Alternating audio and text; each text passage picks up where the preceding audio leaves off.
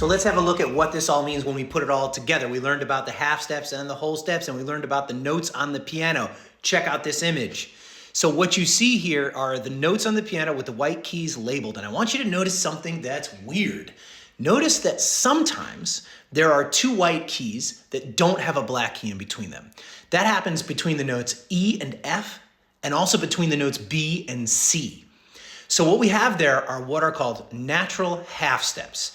When notes are not sharp or flat, those are called natural notes. So the notes, for instance, E and F are natural notes, and the notes B and C are natural notes. So between E and F, there is a half step, a natural half step. In other words, we get a half step without having to employ a sharp note or a flat note. And between B and C, we have the same thing. We have a natural half step. We don't need to employ a sharp or a flat to get a half step between those two notes. It's a little weird. So sometimes natural notes are a whole step apart, and you can see that that's most of the time. But occasionally natural notes are a half step apart, and that's between B and C and E and F.